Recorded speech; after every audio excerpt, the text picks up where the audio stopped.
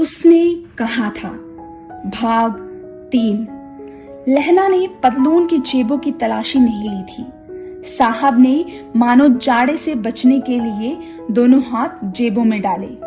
लहना सिंह कहता गया, चालाक तो बड़े हो, पर मांझे का लहना इतने बरस लेफ्टिनेंट साहब के साथ रहा है, उसे चकमा देने के लिए 4 आंखें चाहिए। 3 महीने हुए, एक तुर्की मौलवी मेरे गांव आया था।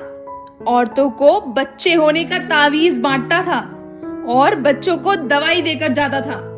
चौधरी के बड़ के नीचे मंजा बिछाकर हुक्का पीता था और कहता था, जर्मनी वाले बड़े पंडित हैं, वेद पढ़कर उसमें से विमान चलाने की विद्या जान गए हैं। गौ को नहीं मारते, हिंदुस्तान में आ जाएंगे तो गौ हत्या बंद कर देंगे। मंडी के बनियों को बहकाया था कि डाक खाने से रुपए निकाल लो, सरकार का राज्य जाने वाला है। डाक बाबू पोलूराम भी डर गया था। मैंने मुल्ला जी की दाढ़ी मोड़ दी थी और गांव के बाहर निकाल कर कहा था कि जो मेरे गांव में दोबारा पैर रखा तो।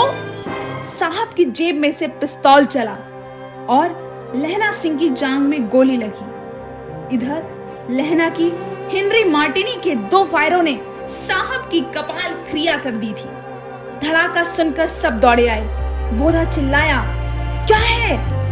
लहना सिंह ने उसे तो यह कहकर सुला दिया था कि एक भड़का हुआ कुत्ता आया था, मार दिया और उसे सब हाल कह दिया। सब संदूक लेकर तैयार हो गए। लहना ने साफा फाड़कर घाव की दोनों तरफ पट्टियां कसकर बांधी। घाव मांस में ही था। पट्टियों के कसने से लहू निकलना बंद हो गया। इतने में 70 जर्मन चिल्लाकर खाई में घुस पड़े। सिखों की बंदूकों की बाढ़ ने पहले धावे को रोका, दूसरे को रोका। यहाँ थे 8 और वे 70। अपने मुर्दा भाइयों के शरीर पर चढ़कर जर्मन आगे घुसे आते थे। थोड़े से मिनटों में वे अचानक आवाज आई, वाह गुरुजी की फतेह, वाह गुरुजी का खालसा। और धड़ाधड़ बंदूकों के फायर जर्मनों की पीठ पर पड़ने लगे। ऐन मौके पर जर्मन 2 चक्की के पाटों के बीच आ गए। पीछे से सूबेदार हजारा सिंह के जवान आग बरसाते थे और सामने लहना सिंह के साथियों के संगीन चल रहे थे। पास आने पर पीछे वालों ने भी संगीन पिरोना शुरू कर दिया। एक किलकारी और, अकाल सिखा दी फौज आई, वाह गुरुजी की फतेह, वाह गुरुजी दा का खालसा, सत श्री अकाल। और लड़ाई खत्म हो गई।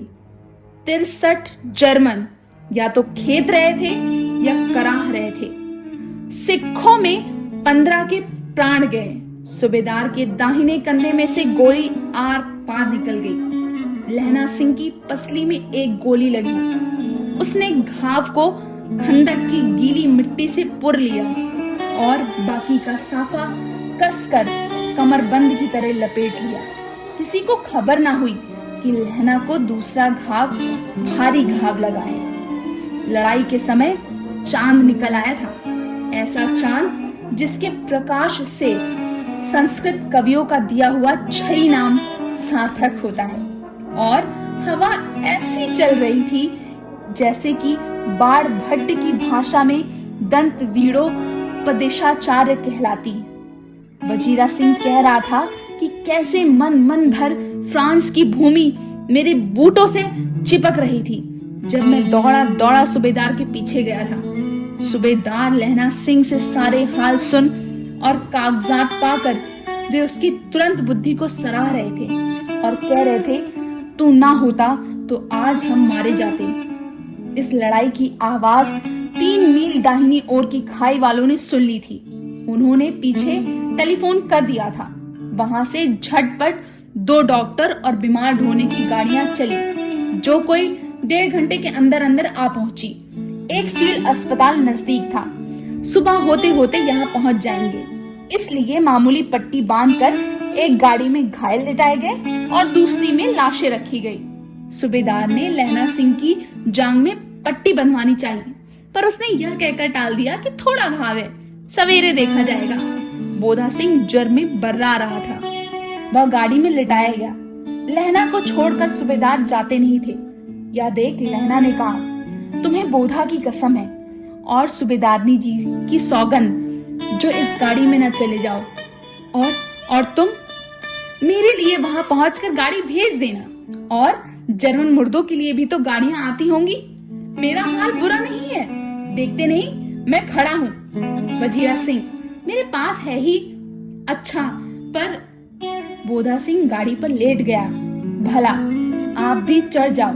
सुनिए तो, सूबेदारनी होरा को चिट्ठी लिखो तो मेरा मत्था टेकना लिख देना, और जब घर जाओ तो कह देना कि मुझसे जो उसने कहा था वह मैंने कर दिया। गाड़ियां चल पड़ी। सूबेदार ने चढ़ते चढ़ते लहना का हाथ पकड़कर कहा, तैने मेरे और बोधा के प्राण बचाए हैं, लिखना कैसा? साथ ही घर चलेंगे। अपनी सूबेदारनी को तू ही कह देना उसने क्या कहा था। अब आप गाड़ी पर चढ़ जाओ। मैंने जो कुछ कहा वह लिख देना और कह भी देना। गाड़ी के जाते ही लहना लेट गया। वजीरा, पानी पिला दे और मेरा कमर बंद खोल दे, तर हो रहा है। मृत्यु के कुछ समय पहले स्मृति बहुत साफ हो जाती है। जन्म भर की घटनाएं एक एक करके आपकी आंखों के सामने आने लगती हैं। सारे दृश्यों के रंग साफ हो जाते हैं। समय की धुंध बिल्कुल उन पर से हट जाती है। लहना सिंह 12 वर्ष का है। अमृतसर में मामा के यहाँ आया हुआ है। दही वाले के यहाँ, सब्जी वाले के यहाँ, हर कहीं उसे एक 8 वर्ष की लड़की मिल जाती है। जब वह पूछता है, तेरी कुड़माई हो गई, तब धत कहकर वह भाग जाती है।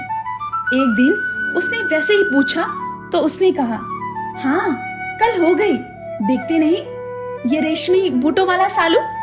सुनते ही लहना सिंह को बहुत दुख हुआ, क्रोध हुआ। क्यों हुआ? वजीरा सिंह, पानी पिला दे। 25 वर्ष बीत गए। अब लहना सिंह नंबर 77 राइफल्स में जमादार हो गया। उस 8 वर्ष की कन्या का ध्यान ही न रहा। ना मालूम वह कभी मिली थी या नहीं। 7 दिन की छुट्टी लेकर जमीन के मुकदमे की पैरवी करने वह अपने घर गया। वहां रेजिमेंट के अफसर की चिट्ठी मिली कि फौज लाम पर जाती है, फौरन चले आओ। साथ ही सूबेदार हजारा सिंह की चिट्ठी मिली थी कि मैं और बोधा सिंह भी लाम पर जाते हैं, लौटते हुए हमारे घर होते जाना, साथ चलेंगे। सूबेदार का गांव रास्ते में ही पड़ता था और सूबेदार उसे बहुत चाहता था। लहना सिंह सूबेदार के यहाँ पहुंचा। जब चलने लगे तब सूबेदार बेलने में से निकलकर आया। बोला, लहना, सूबेदारनी तुमको जानती है, बुलाती है, जा मिला। लहना सिंह भीतर पहुंचा। सूबेदारनी मुझे जानती है? कब से? रेजिमेंट के क्वार्टरों में तो कभी सूबेदार के घर के लोग रहे ही नहीं। दरवाजे पर जाकर माथा टेकदा कहा, असीस सुनी। लहना सिंह चुप। मुझे पहचाना नहीं? तेरी कुड़माई हो गई? धर, कल हो गई, देखते नहीं रेशमी बूटों वाला सालू। अमृतसर में भावों की टकराहट से मूर्छा खुली, करवट बदली, पसली का घाव बह निकला। वजीरा, पानी पिला दे, उसने कहा था। स्वप्न चल रहा था। सूबेदारनी कह रही थी, मैंने तेरे को आते ही पहचान लिया। एक काम कहती हूँ, मेरे तो भाग ही फूट गए। सरकार ने बहादुरी का खिताब दिया है, लायलपुर में जमीन दी है। आज नमक हलाली का मौका आया है, पर सरकार ने हम बीवियों की एक घगरिया पलटन क्यों ना बना दी, जो मैं भी सूबेदार जी के साथ चली जाती।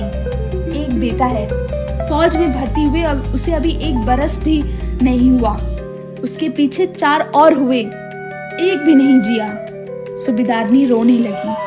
अब दोनों जाते हैं। मेरे भाग, तुम्हें याद है एक दिन तांगे वाले का घोड़ा दही वाले की दुकान के पास बिगड़ गया था? तुमने उस दिन मेरे प्राण बचाए थे। आप घोड़े की लातों के बीच चले गए थे और मुझे उठाकर दुकान के तख्ते पर खड़ा कर दिया था। ऐसे ही इन दोनों को बचाना ये मेरी भिक्षा है। तुम्हारे आगे मैं आंचल पसारती हूँ।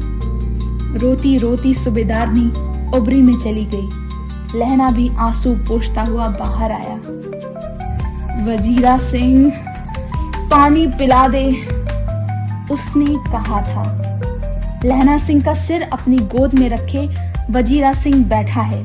जब मांगता है तब पानी पिला देता है। आधे घंटे तक लहना चुप रहा, फिर बोला, कौन? कीरत सिंह। वजीरा ने कुछ समझकर कहा, हाँ हाँ भैया, मुझे और ऊंचा कर ले, अपने पट पर मेरा सिर रख ले।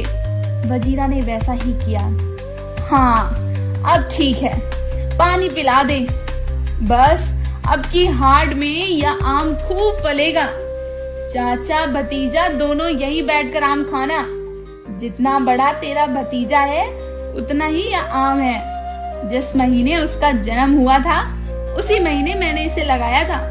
वजीरा सिंह के आंसू टप टप टपक रहे थे।